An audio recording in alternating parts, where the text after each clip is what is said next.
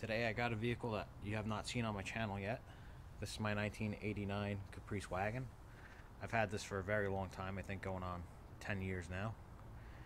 And it's been sitting neglected for a few weeks. And the reason being is I was driving it and I went to shift from overdrive to third automatic transmission. The shift linkage just went soft. So I think it broke somewhere. I drove it home. I did a circle around my backyard and left it right here. I can get it started and drive, and I'm going to limp it in front of the garage and we'll find out exactly what went wrong with it. But before I do that, I'll give a quick overview of the car and we'll see whether or not I fix this stock shift linkage or go with something aftermarket. Then when it's all said and done, we'll probably do a drive of the car. So as you could tell and as you could read, this car was LS swapped. I did everything myself about 9 years ago.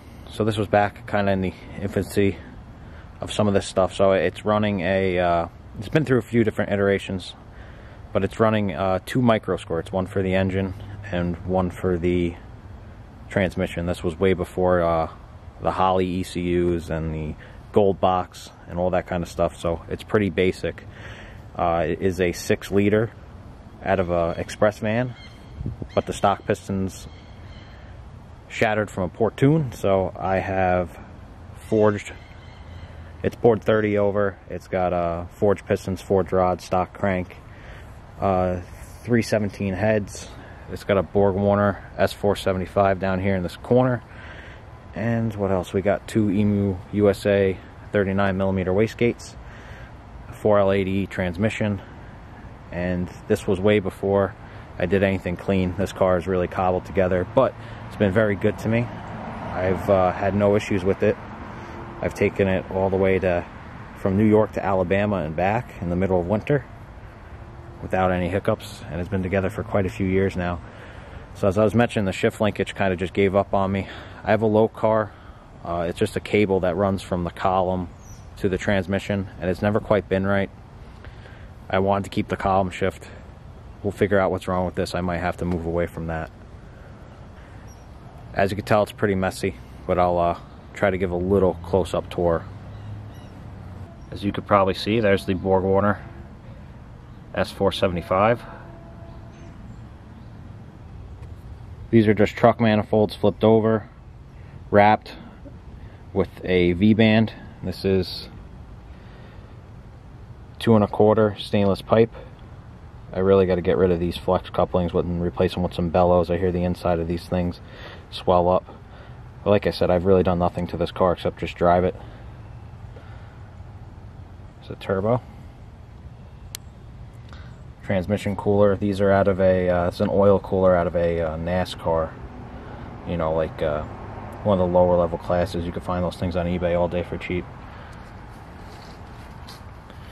4-inch exhaust. Initially I had a 5-inch that dumped right down here underneath the fender, but I didn't like that, so I ran as much as I could out of the car. Now it has a side exit exhaust. As you can see, I got a front mount intercooler, just a cheap Chinese one off of eBay. For the rear end of the car, it's just the stock wagon 10-bolt, which are a little bit beefier than a regular 10-bolt. It's an 8.5 diameter ring gear, but the axle tubes are 3 inches versus, you know, the stock 2.5, I think, and also the bearings are all bigger, and it's a 5x5 pattern. It's also, I believe it's a 31 spline or something around there. It's more than 28, I know that. And I just put a locker in it and 342 gears. So I'm going to start this up. I'm going to move it over in front of the garage. I'm not going to be able to get it into reverse, so I'll probably have to just push it back.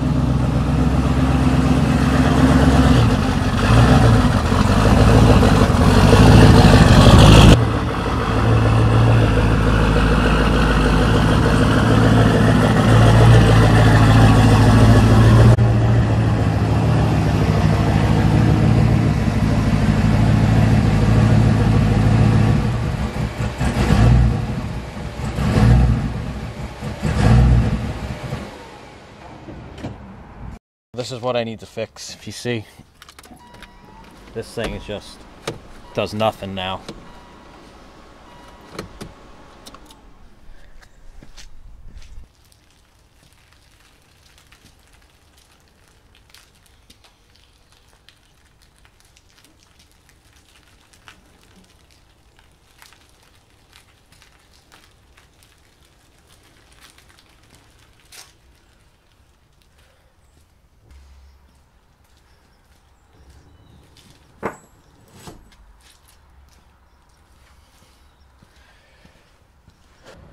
A little bonus footage, you'll see this in the background of the video, so I figured I'd just show you. This is a 1990 01 I picked up.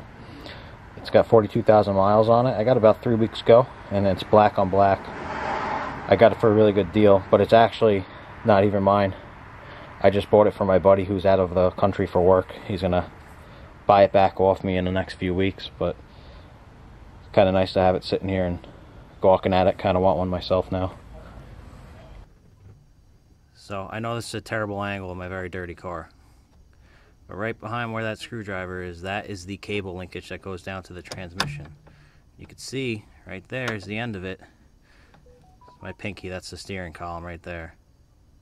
And right down here, at the end of the screwdriver, is the snap cable linkage that goes down to the transmission to shift it. So, I never really liked the design of this lokar system anyway. There it is again back there.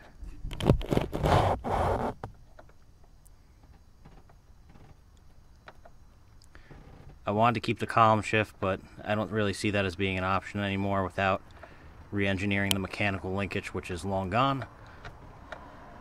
So, I think I'm going to do a floor-mounted shifter now.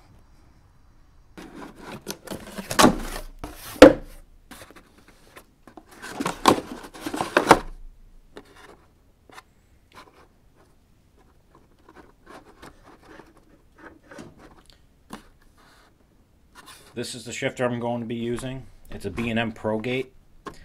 It's a good amount cheaper than, you know, like a quarter stick or the equivalent.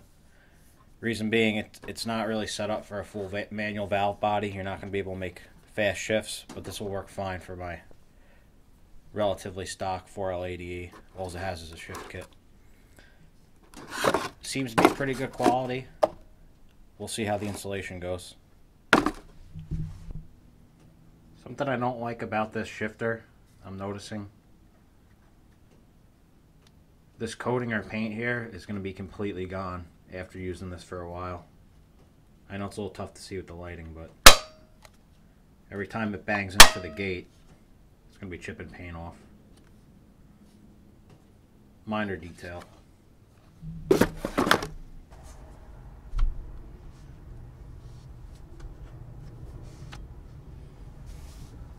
This is about where this is going to go. I got my seat in the normal driving position. I actually have it up one click just to eliminate any interference if somebody shorter than me drives. So the cable is going to come out at the back of the shifter, so I'm going to have to drill the exit hole somewhere between these two seats. I'm hoping I don't have to take the seats out. I guess we'll see. I'm going to disassemble this, take the cover off, and figure out how I'm going to go about bolting this down.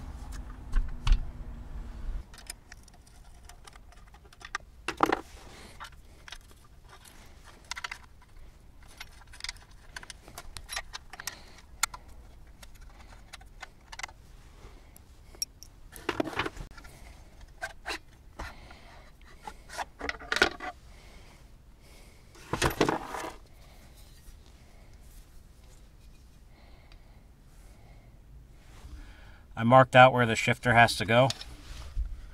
These holes here line up with these marks on the side so I can keep it oriented. As you can see by the Sharpie, I don't care too much about the carpet. This car needs a lot of things and the carpet is the least of my concerns.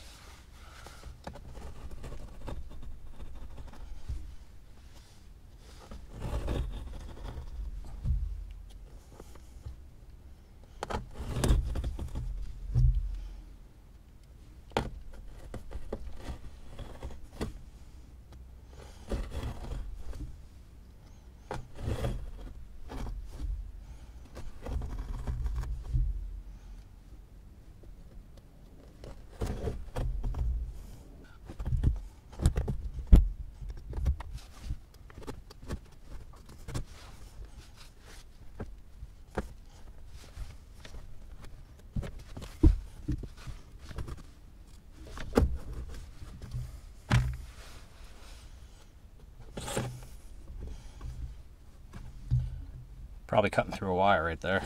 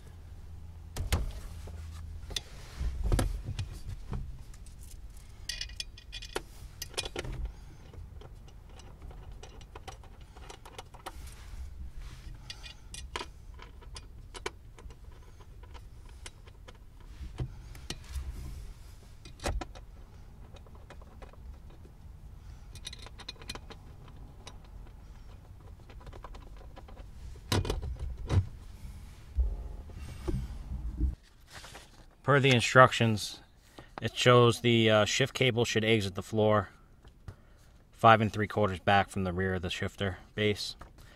I measured that out. I cut a small hole with the in the carpet with the utility knife, and now we're going to try to drill through it. It's right between the seats. I can't really move the seats, so we're just going to try the best we can.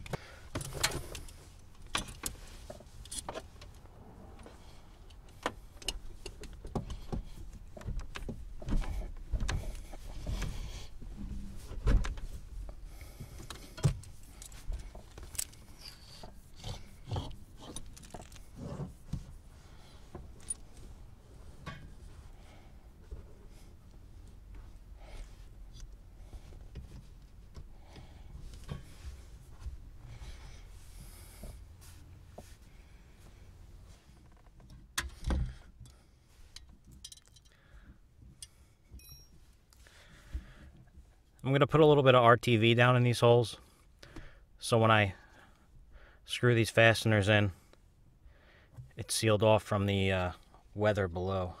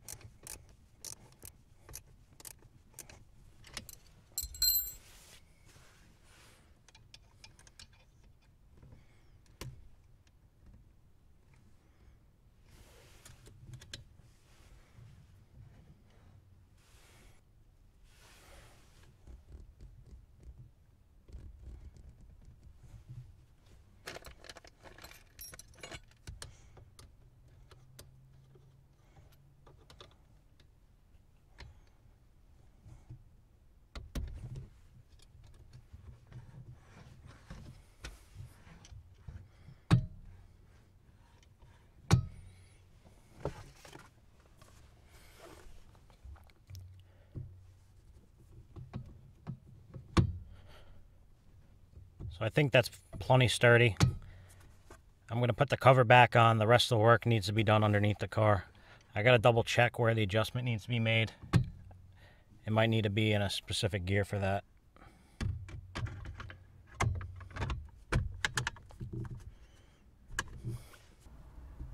So this is mounted. The screws are all tight. I wasn't able to film it because I had to put my whole body weight down on this to get the screws through, but I think it was worth it because I don't have to cut the carpet any larger and it looks like a much better finish. Not that it really matters.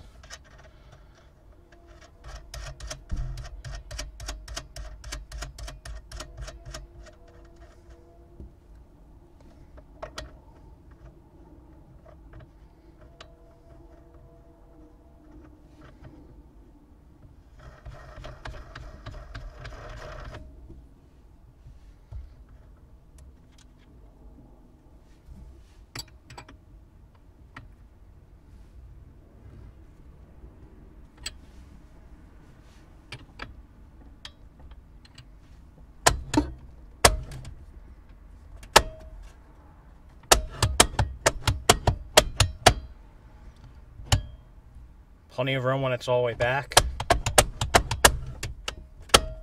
It's a little tight up front, but I can move this radio back. The last owner just self-tapped this to the bottom of the console. So I can move that back about another inch and it'll be perfect. Underneath, we're going to take off the bracket for the old shift linkage. Like I said, this is a lokar kit, so it comes with the new little shift arm and everything, so it's all going to come out.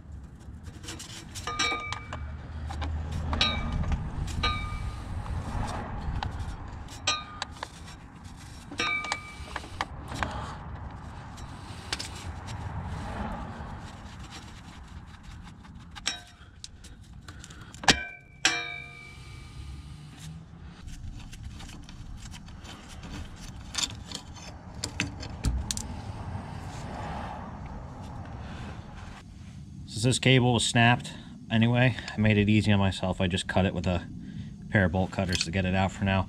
I gotta fish that other cable out through the engine bay. I'll worry about that later. So I'm running into a problem here. This kit specifies it's for a 4L80E, but what they don't specify, at least what I believe, is that's for an early 4L80 without this big park, the Prindle switch. So if you could see,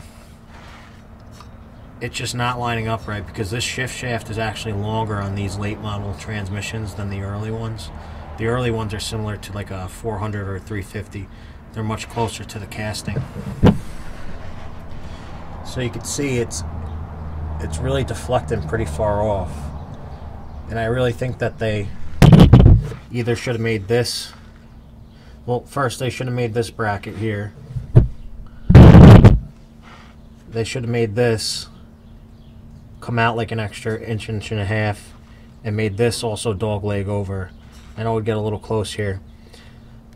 So I'm not totally sure I'm going to fix that yet. I have an idea. They do sell another bracket kit, but that one's kind of just for, you know, the pullback, the front exit cable shifters. Like discussed under the car, this does not fit a 4L80E, a late model one anyway. It may fit the early ones, but there's no specification on the website that says it won't fit a late model one. Without, you know, swapping the whole shift arm and everything, that whole shaft. I'm not getting involved with that, taking that apart, dropping the pan. This is supposed to be an easy thing. So, I thought I found the solution online. A lot of the shifters mention, oh, well, you'll need this bracket if you're using a 4L80E. This shifter makes no mention of that. So I saw some of the other shifters, and I saw this kit number. So I figured, let me buy it. It looked like it was the correct one, much further offset. Turns out, and I kind of knew this going into it, but I still wanted to get it anyway, and I'll explain why. This part number is for a front exit shifter. So when the cable exits out the front of the shifter, that's what this bracket's for. Because then it hangs underneath the transmission, whereas this one goes up along the side to push and pull the shift arm. This one goes underneath the push and pull. And the reason that's important is because if you have a shifter in the car at the front cable exit, the direction that shift cable pushes and pulls is opposite when it's a rear exit. So I bought this kit. It won't work because one mounts the transmission like this, one mounts the transmission like this. So they're opposites. But why I did buy this, now I have the proper spacing. This distance from here to here, and I could have guessed at that, but this distance from here to here is important. So I got to modify this bracket to match this distance. So I'm going to cut the middle out of this and widen it to meet this distance. So here's another little thing that bothers me, and may be a little petty. I don't know, when you spend good money on something, it's annoying to have to do a lot more work yourself. When you put this through, this hole doesn't stick out all the way past the metal. So now I could probably mill this metal down or even just use a file to make this stick through more. Realistically, the pin that it comes with, it'll fit through that either way. And the fact it's so tight to that will allow for less slop. In my opinion, this should have been threaded and there should have been a nut on this, a nylock, so you could set the tension. I think this is a pretty cheesy design. I'm probably going to change that too. I marked out these brackets to find the center lines of the holes, and then I just scribed exactly where the center line was. So the center line from here to here and from here to here on this bracket. Now I can measure the distance these are apart and figure out how much I have to add to this bracket.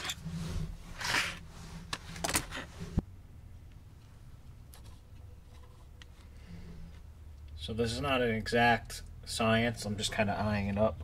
Just wanted to give it the best effort I could getting the center lines of these holes. There's better ways to do this.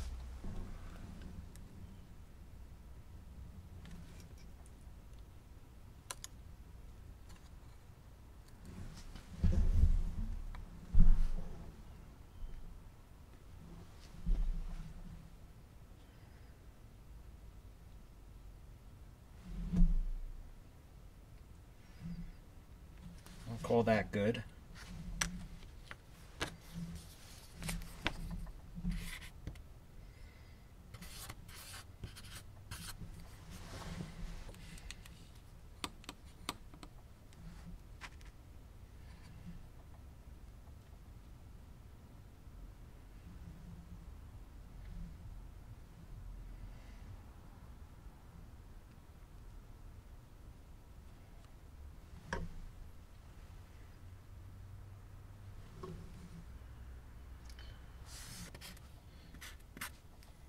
So I'm just going to call this 1 inch exactly, the center line for this. I'm going to call this 2.06. So even I can do the math on this difference.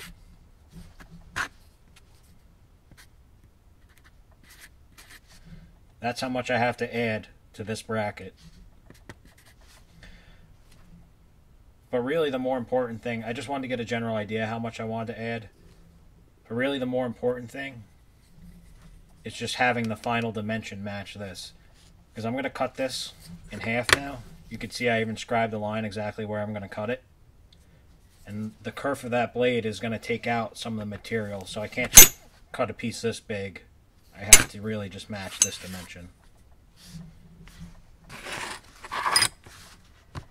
So I cut this middle piece wider than it has to be.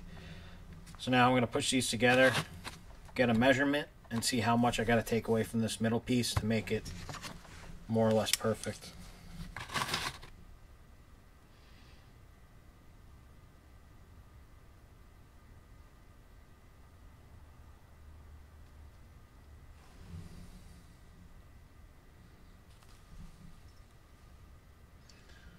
So it's about a 1/10 of an inch larger than it has to be.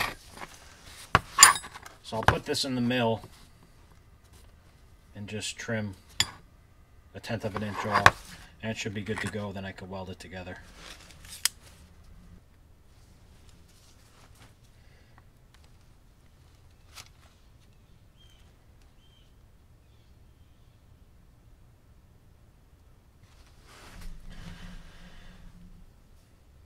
So now with this piece in place, I got 2.0545. And this method of measuring is pretty subjective. You know, I'm just eyeing it up.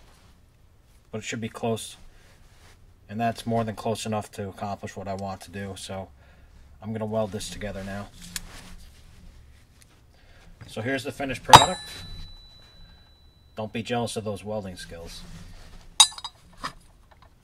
And going by this, quick little double check. It's definitely good enough to work and not cause any functionality issues.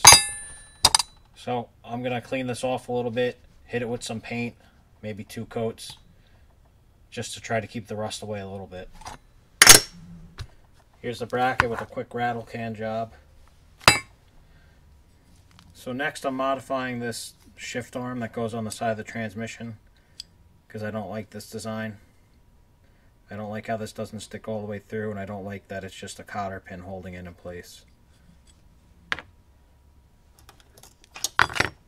Fortunately, I have this left over from the lokar shift kit. This is a little more robust. This is threaded. It takes the same threads that go on the end of the shift cable, so I'll be able to use this. And I'm going to mount it in this shift arm with a bushing.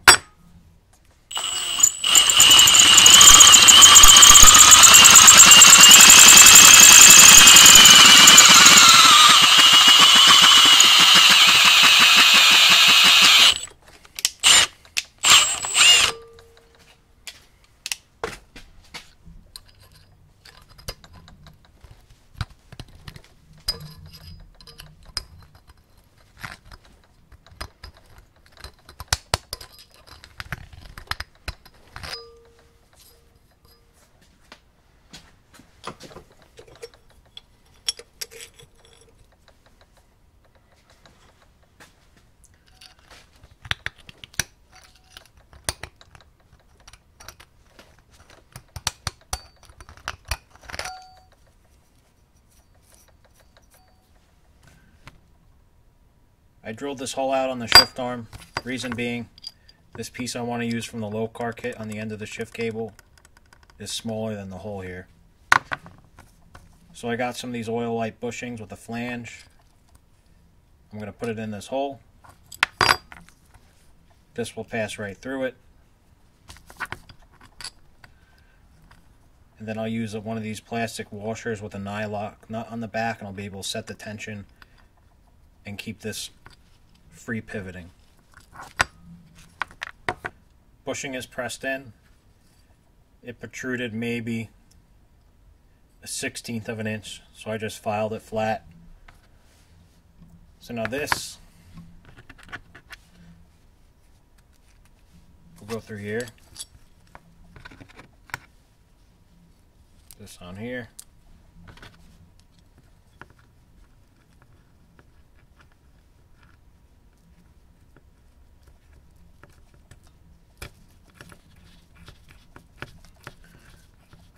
And I'll throw a little grease in between here to keep this lubed up.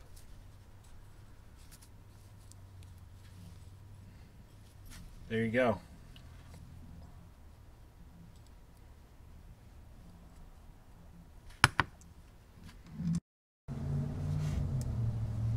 My brackets are done.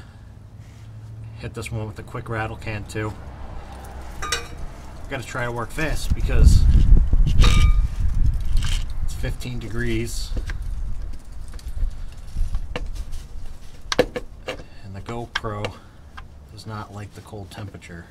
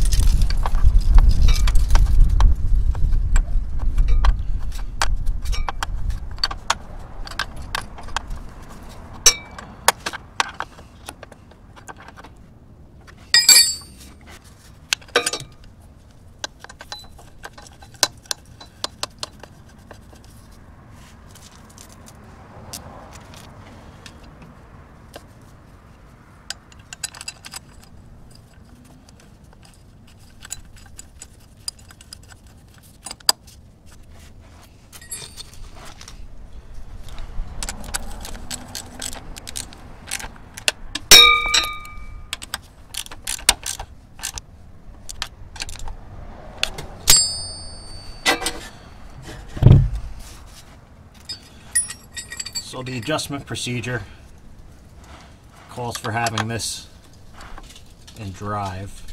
It's in park right now.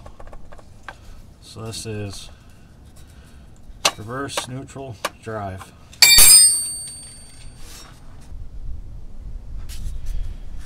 So first I'm going to line this up. I'm going to thread this onto the end of the cable until it lines up with the hole.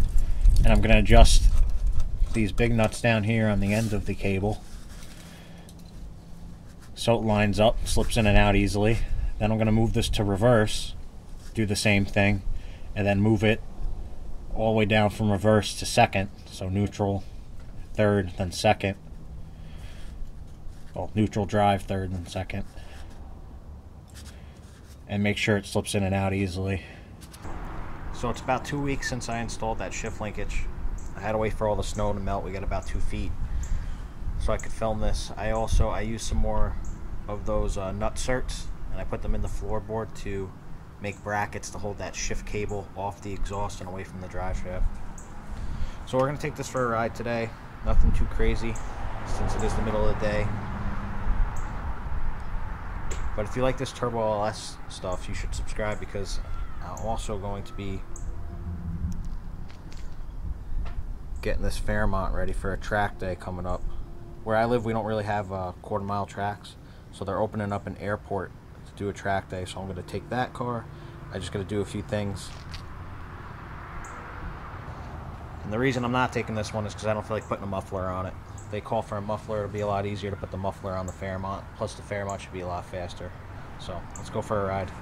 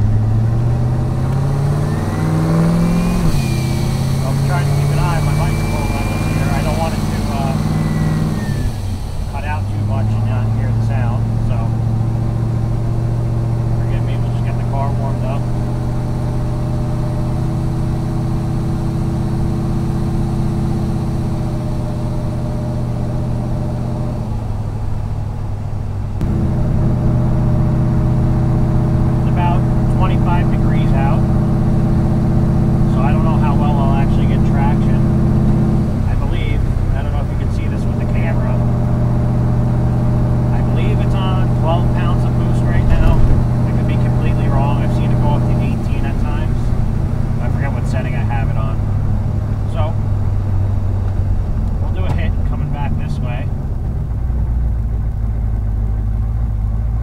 Keep an eye on that and see.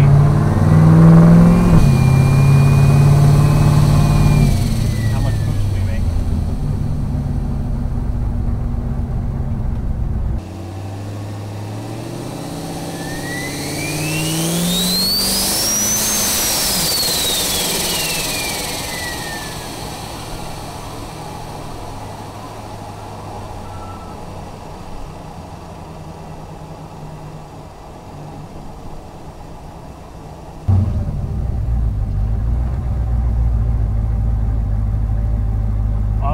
Truck, one thing you'll notice is how fast this car gets into boost.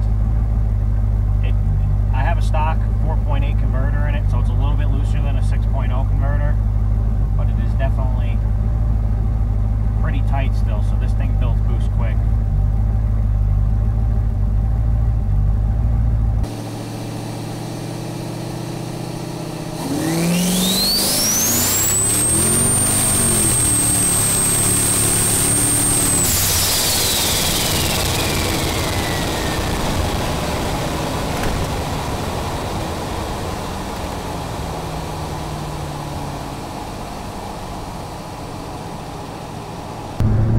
So it was spinning for most of that, but it's still pretty quick.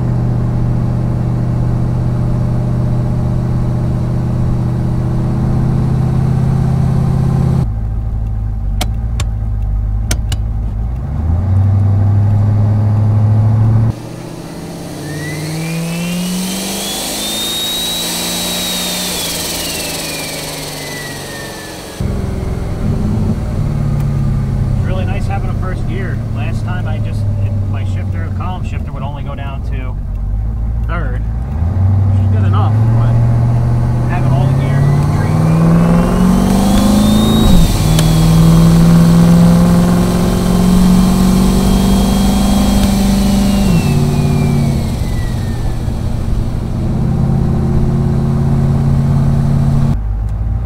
One more.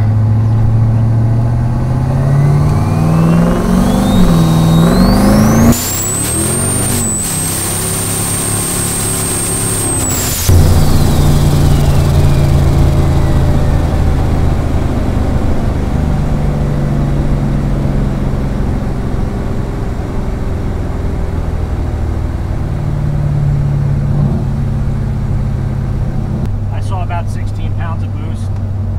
I pedaled it a bit there to keep it from spinning, and it definitely broke up a bit at the top. This car is not exactly tuned perfect yet.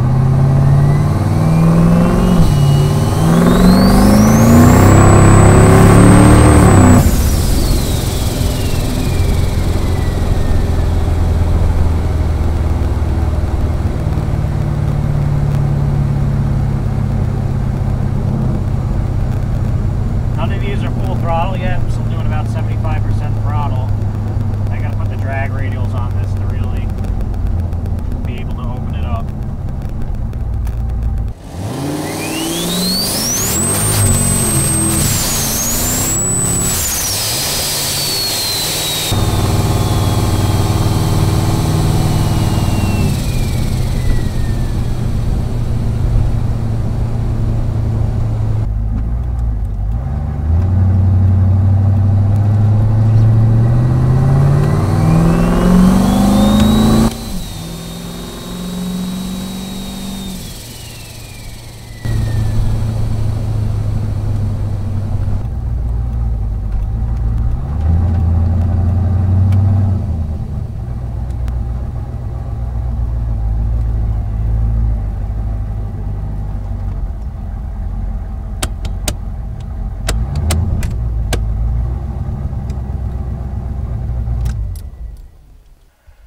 So that was it for this drive.